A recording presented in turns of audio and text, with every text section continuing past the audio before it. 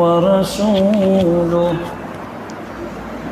صلى الله تعالى عليه وعلى آله وأصحابه وبارك وسلم تسليما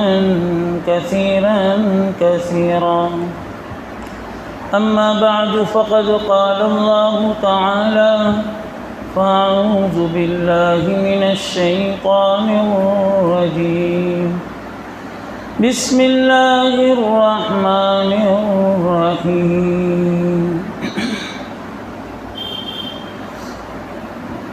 ولا تجعل يدك مغلولة إلى عنقك ولا تبسطها كل البسط فتقعد ملوما محسورا إن ربك يبسط الرزق لمن يشاء ويقدر إنه كان بعباده خبيرا بصيرا ولا تقتلوا أولادكم خشية إملاق نحن نرزقهم وإياكم إن قتلهم كان خطأ كبيرا ولا تقربوا الزنا إنه كان فاحشة وساء سبيلا وقال رسول الله صلى الله عليه وسلم الدنيا سجن المؤمن وجنة الكافر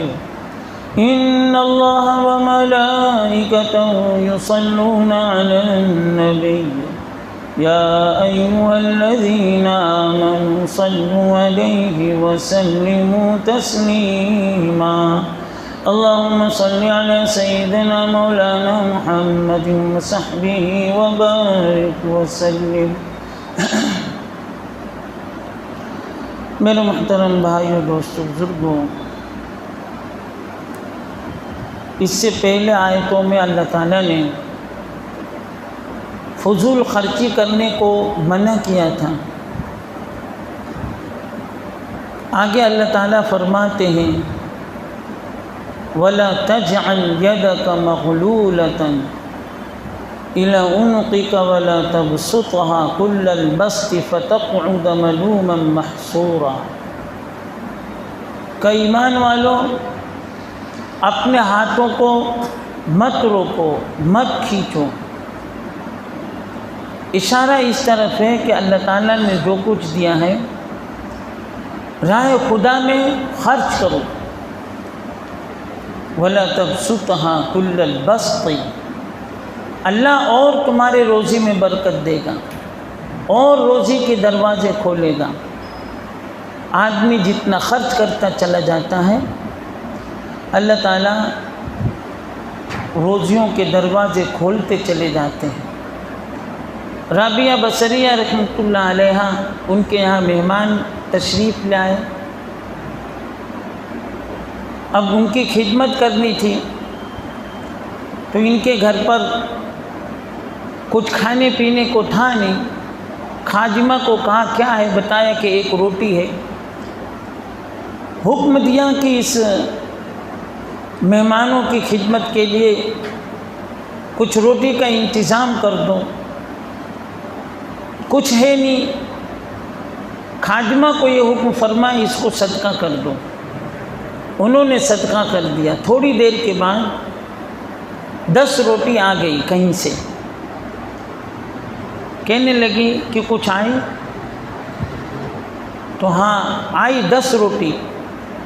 بتایا کہ ابھی مت کرو، انتظار کر لو، کیونکہ اللہ کا وعدہ ہے من جاء بالحسنۃ فلہ عشر امثالھا۔ جو اللہ کی راہ میں ایک دیتا ہے اللہ تعالیٰ اس کو 10 دیتے ہیں، اس سے کئی گنا زیادہ دیتے ہیں۔ تھوڑی دیر کے بعد دیکھا کہ 30 روٹیاں آ گئیں اور مہمانوں کا انتظام کروا دیا۔ یہ ہے اللہ کی ذات پر بھروسہ کر کے۔ آپ صلی اللہ علیہ وسلم کے خزانچی تھے بلال رضی اللہ عنہ،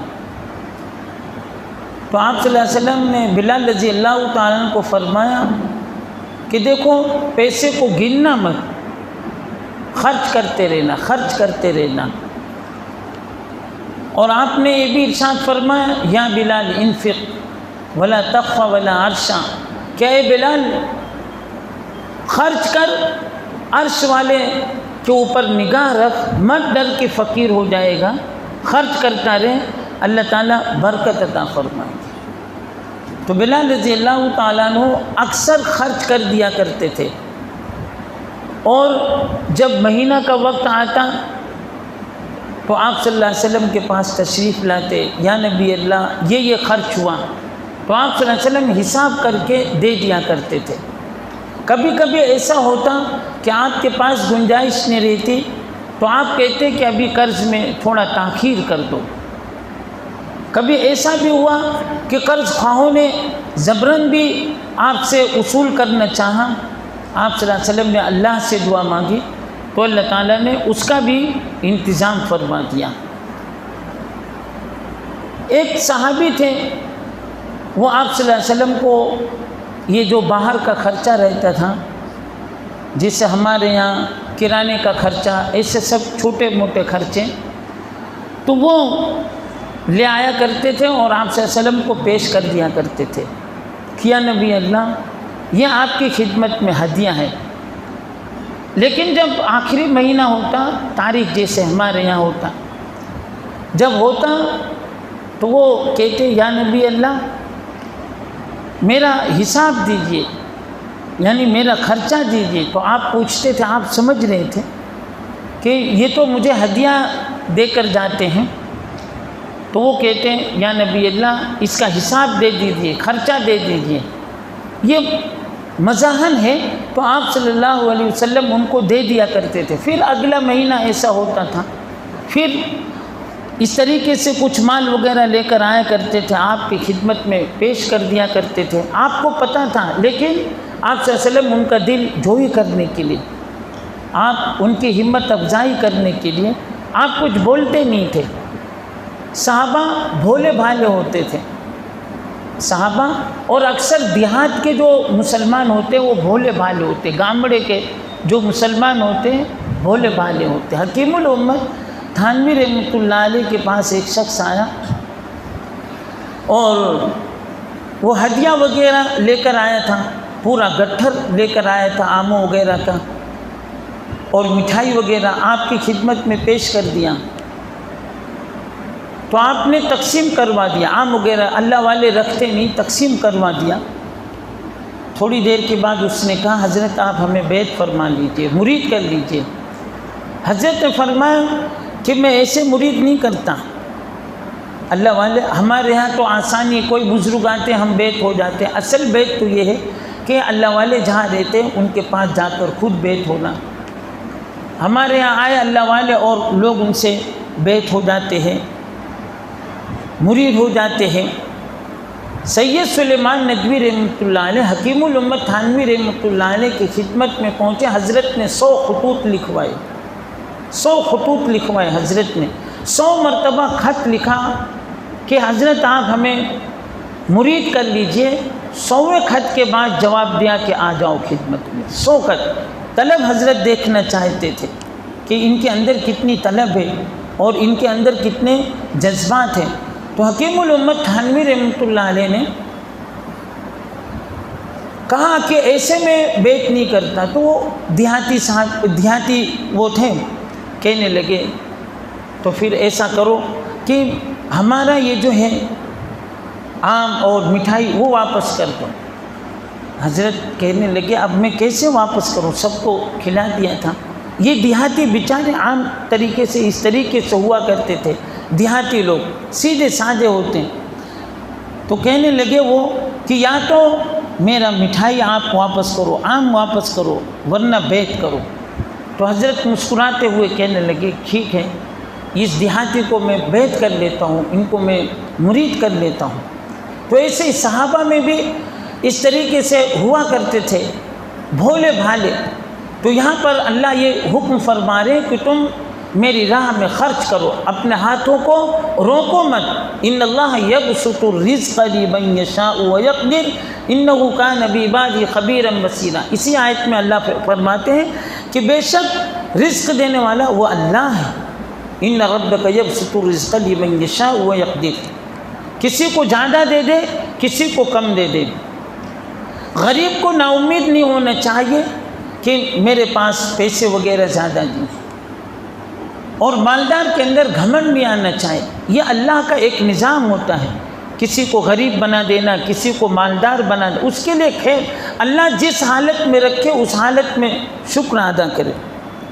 کبھی ایسا ہوتا ہے کہ مالدار ہے، اس کو اللہ نے خوب مال دیا لیکن اس کے اندر عقل نہیں ہے، اس کے اندر تکبر نہیں ہے، اس کے اندر طغیانیت نہیں ہے، اس کے اندر سرکشی نہیں ہے، تو اس کے لیے مال فی نفس ہی کوئی بری بات نہیں ہے۔ جیسا آپ مالداروں کو دیکھتے ہوں گے، وہ تواضع کے ساتھ رہتے ہیں، عبدیت کے ساتھ رہتے ہیں، اور بعض مرتبہ ان کو اللہ تعالیٰ غربت میں رکھتے، اس میں خیر ہے کہ اگر اس کے پاس زیادہ پیسہ آیا، اور آج کل ہم سب دیکھتے ہیں غریب رہتے ہیں، جو پیسہ آیا اللہ کی نافرمانی میں، گناہ میں، عیاشی میں، سب میں خرچ ہونا شروع ہو جاتا ہے۔ جیسے دو پیسے زیادہ آئے بس ادھر ادھر فضول خرچوں میں وہ پیسے ضائع ہو جاتے ہیں، اور آدمی کی صحت بھی خراب ہوتی ہے۔ ایک شخص تھا، ریلوے اسٹیشن جو ہوتے اس کے زمینیں تقریباً اس کے پاس، وہ جو ابا تھے، کئی ایکڑ زمین یعنی ایسے ان کے پاس تھی۔ اب وہ رخصت ہو گئے، وراثت میں اتنی ساری زمینیں آئیں، لیکن نوجوان غلط راہ پر چل گیا، جیسے آج کل کے نوجوان، اب جب بھی اس کو ضرورت پڑتی وہ زمین بیچ دیتا، ادھر ضرورت پڑی ادھر زمین بیچا۔ اس طریقے سے کرتے کرتے اس کو عیاشی کی عادت لگ پڑ گئی۔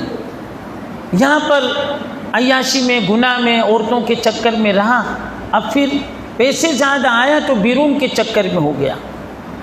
اب ہوائی جہاز سے سفر کرتا تھا، اب وہاں پر جاتا، ادھر عیاشی کرتا، اس ملک میں جاتا، وہاں پر عیاشی کرتا، گناہ کے لیے سفر ہوتے ہوتے یہاں تک کہ یہ پیسہ تو بچتا نہیں، تھوڑے دنوں میں وہ محتاج ہو گیا، غریب ہو گیا، یہاں تک کہ اس کے پاس کھانے کا نہیں رہا، مانگنے لگا۔ ایسی حالت آئی، اور پھر تھوڑے دنوں میں اس کی طبیعت خراب ہوئی، اور تھوڑے دنوں میں انتقال کر دیا۔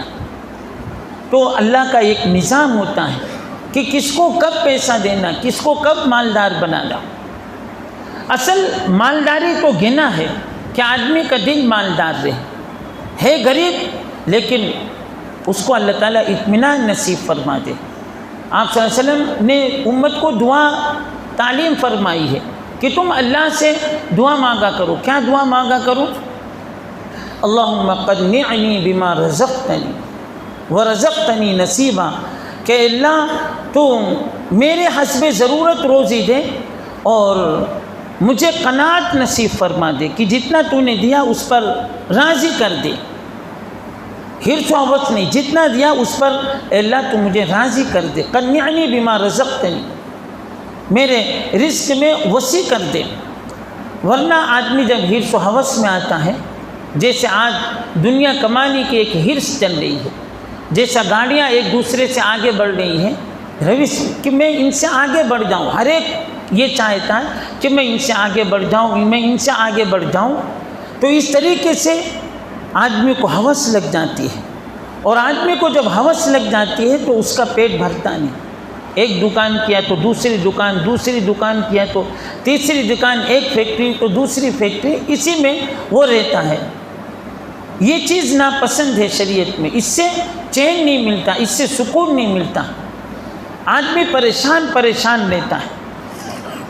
ایسے کو نہ عبادت کا وقت ملتا ہے، نہ دین کا کام کرنے کا وقت ملتا ہے، نہ دعوت کے کام میں وقت لگانے کا وقت ملتا ہے، بس ہائے دنیا ہائے دنیا۔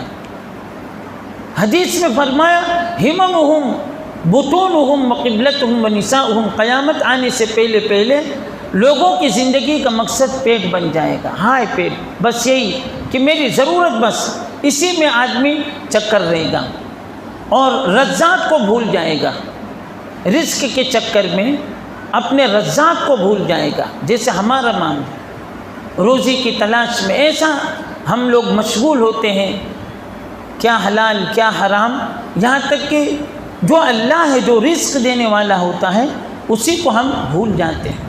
آج جو تنگیاں چل رہی ہیں معیشت کے اعتبار سے، پوری دنیا پریشان ہے، اس میں ایک وجہ یہ ہے کہ لوگوں نے مال اپنا سمجھ لیا اور راہ خدا میں خرچ کرنا چھوڑ دیا۔ پہلے لوگ صدقات کرتے تھے، خیرات کرتے تھے، لوگوں کو دیا کرتے تھے، اب وہ باتیں نہ رہی، جس کی وجہ سے رزق میں تنگی آ گئی۔ دوسری وجہ یہ ہے رزق میں تنگی آنے کی کہ گناہ زیادہ بڑھ گئے، اللہ کی نافرمانی زیادہ بڑھ گئی۔ آج اللہ ناراض ہو گئے اپنے بندوں سے۔ ایسے بھی آج آدمی کو حلال کمانا ہوتا ہے تو اس کے پسینے چھوٹ جاتے ہیں حلال روزی تلاش کرنے کے لیے۔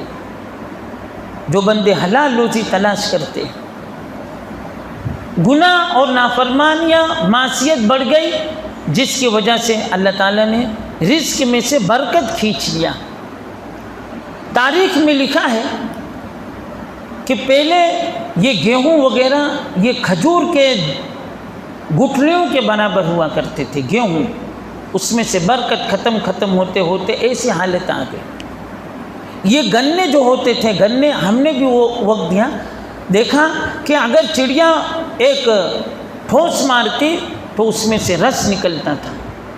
اللہ تعالیٰ نے گنوں کے اندر اتنی برکت دے رکھی تھی۔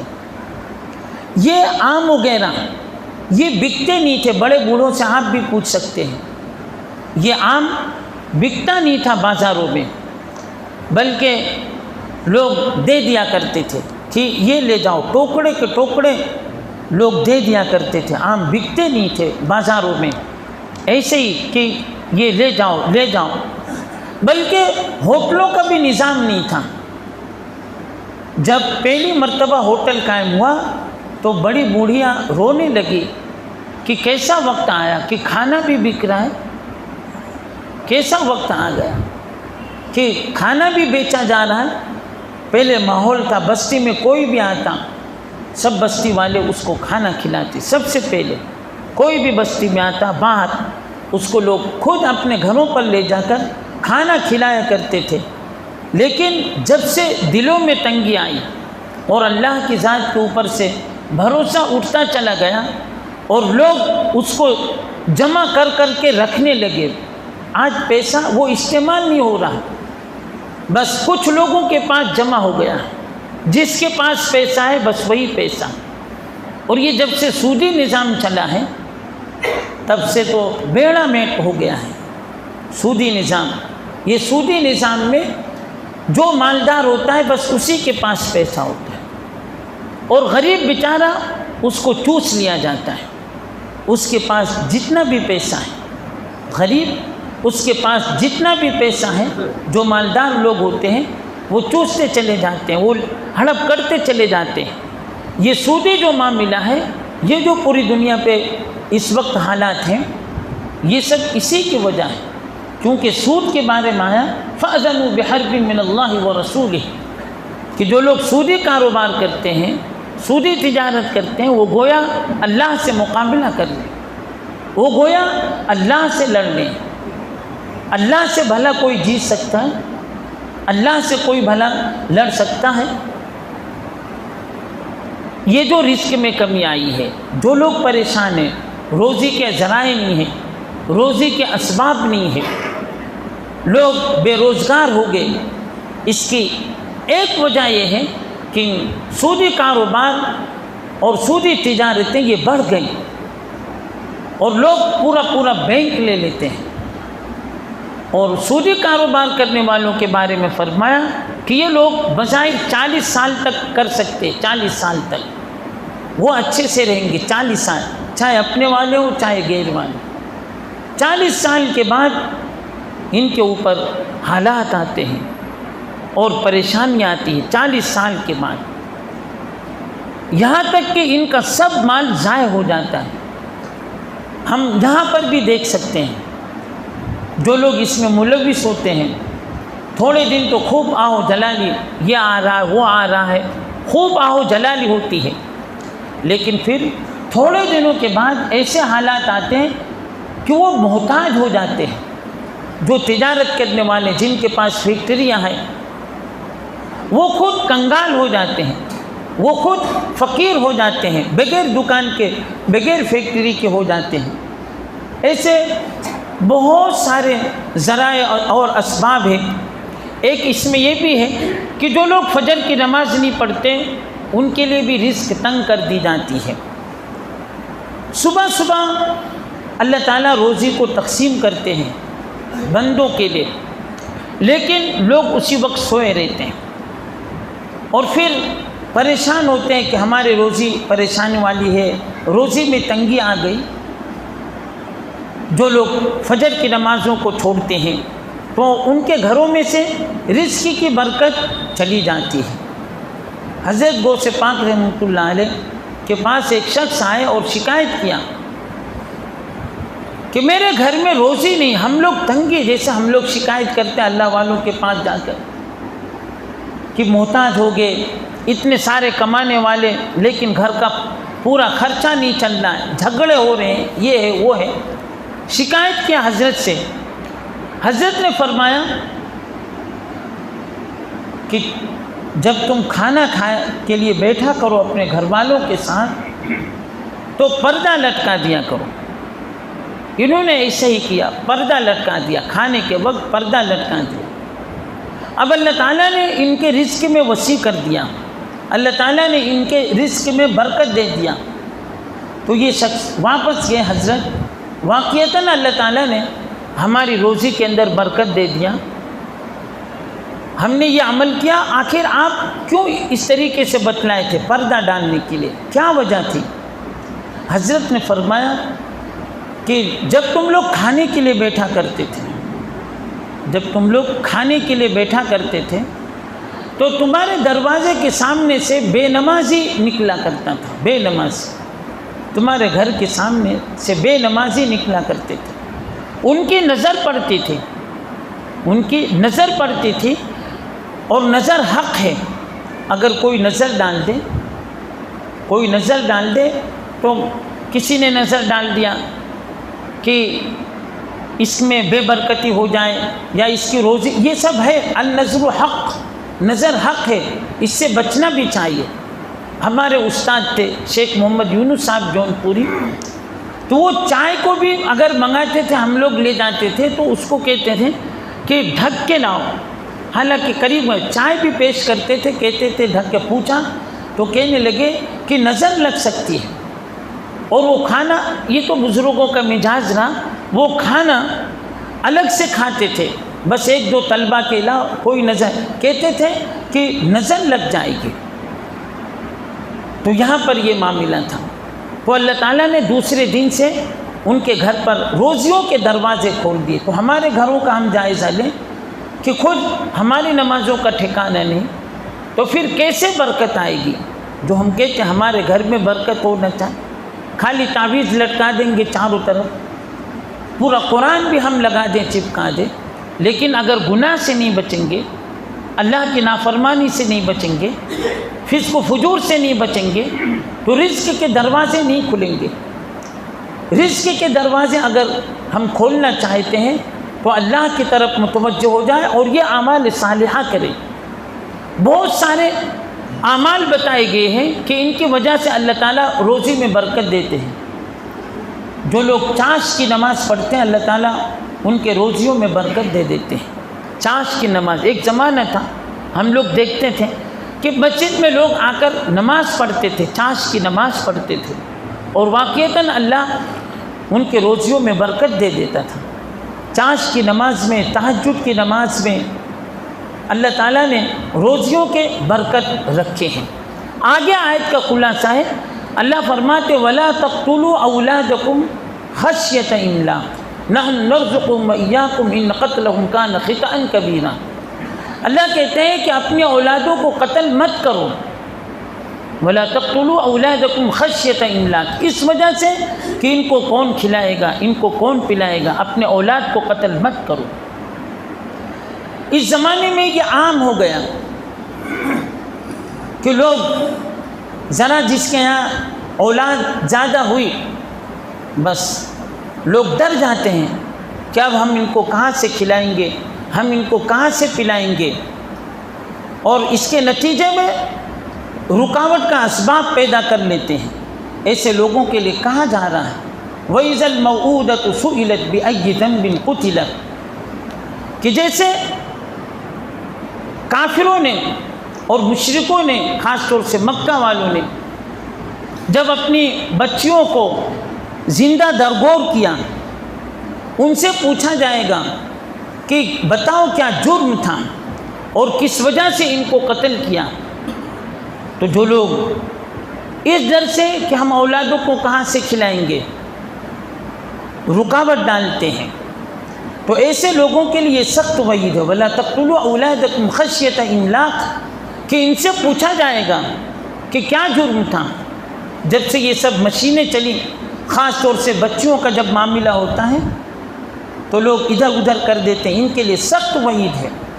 اسی طریقے سے جو لوگ یہ سمجھ کر کہ ان کی تعلیم و تربیت کا کیا نظام چلائیں گے اور کہاں سے کھلائیں گے، اگر اسے سب کرتے ہیں تو ایسے لوگ اسی زمرے میں شامل، مفسرین نے ایسے لوگوں کو اسی زمرے میں شامل کیا، کیونکہ جب اللہ تعالیٰ نے دنیا کا نظام چلایا ہے تو اللہ تعالیٰ سب بندوں کو روزی دیں گے۔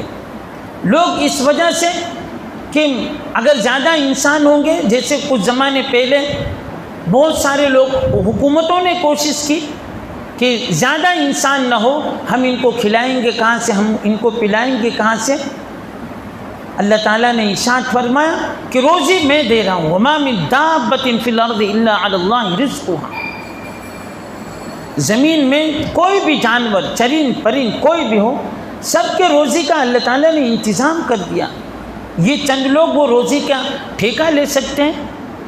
ابھی لاک ڈاؤن کے زمانے میں اللہ تعالیٰ نے سب کا کیسے نظام چلایا۔ ایسے زمانے میں بھی، ایسے وقت میں جانور جو ہے وہ بھی بھوکے نہیں رہے، ہاتھی بھی کھاتے رہے، دکھایا گیا ہاتھی کھا رہے ہیں، شیر کھا رہے ہیں، سب کا نظام بنایا گیا اور اللہ تعالیٰ نے ان کو باہر کر دیا۔ شیر جیسے جانور، ہاتھی جیسے جانور، بندر جیسے جانور وہ بستیوں میں آ گئے تھے، اور اللہ نے ان کی محبت لوگوں کے دلوں میں ڈالی، اور انہوں نے اپنی اپنی بستیوں میں ایسے جانوروں کو کھانا کھلایا۔ یہ اللہ رزق کا انتظام کرتے ہیں، جانوروں کو بھی اللہ تعالیٰ بھوکا نہیں رکھتے۔ اسی طریقے سے بغیر کاروبار کے لوگ رہے، لیکن سب جگہ اللہ روڈوں پر چلنے والے عجیب و غریب واقعات مل رہے ہیں، چل رہے ہیں اور مہینوں مہینوں چلے، ایک دن بھی بھوکے نہیں رہے۔ اس میں اللہ تعالیٰ نے اسلام والوں کو عزت عطا فرما دیا، مسلمانوں نے واقعتاً خوب خدمت کیا۔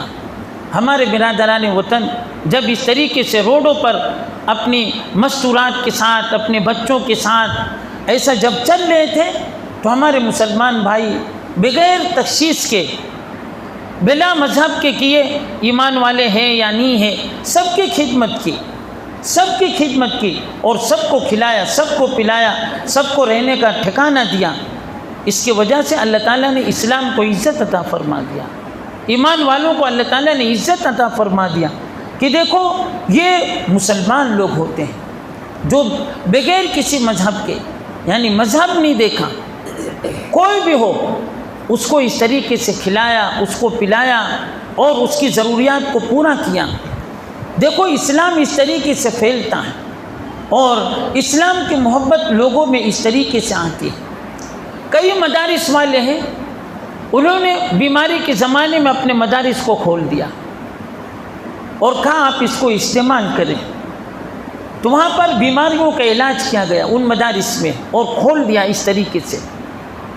اللہ نے اسلام والوں کو عزت عطا فرما دیا، کتنے لوگ آئے اور اللہ تعالیٰ نے ان کو شفا عطا فرما، کتنے بیمار لوگ ان کو اللہ تعالیٰ نے شفا عطا فرما دیا مسلمانوں کی خدمت کی وجہ سے، ایمان والوں کی خدمت کی وجہ سے کبھی کبھی ایسے مواقع آتے ہیں، ہر وقت نہیں آتے، کبھی کبھی ایسے مواقع آتے ہیں۔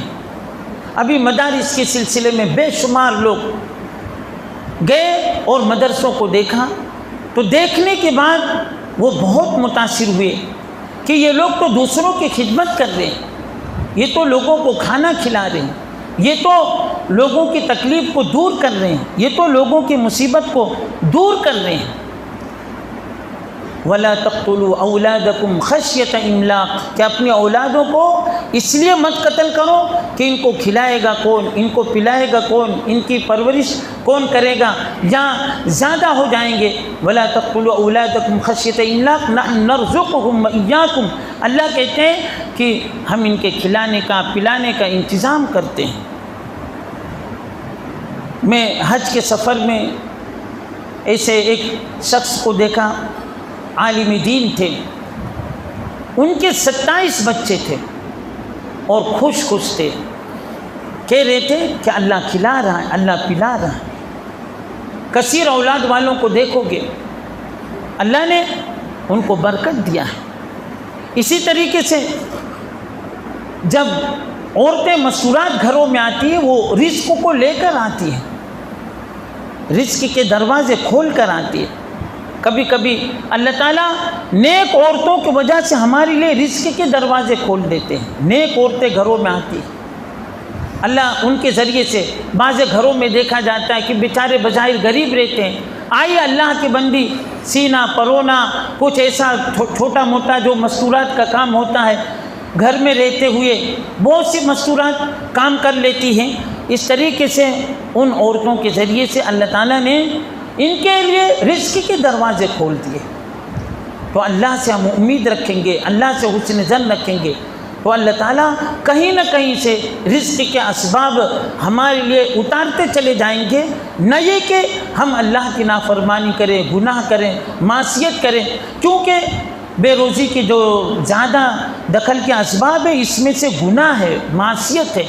سب سے پہلے اپنے آپ کو اس سے بچائیں، اور وضو کرتے وقت ایک دعا ہے، جو بندے اس دعا کو کثرت سے پڑھیں گے اللہ ان کے روزی میں برکت دے دیتے ہیں۔ کچھ دعائیں ایسے ہیں کہ ہم بس متعین کر لیے کہ وضو کے وقت بس وضو کے وقت ہی پڑھنا چاہیے، حالانکہ اور وقت بھی پڑھنا نہ چاہیے۔ سفر کی دعا تو ہم یہ سمجھتے بس سفر میں جائے تبھی دعا، نہیں، انفرادی دعا اس میں بھی سفر کی دعائیں بعد ہیں۔ تو وضو کے وقت جو دعا ہے، خاص طور سے جب وضو سے فارغ ہو جائیں، یہ دعا آتی ہے، اللہم اغفر لی ذنبی ووسع لی فی داری وبارک لی فی رزقی۔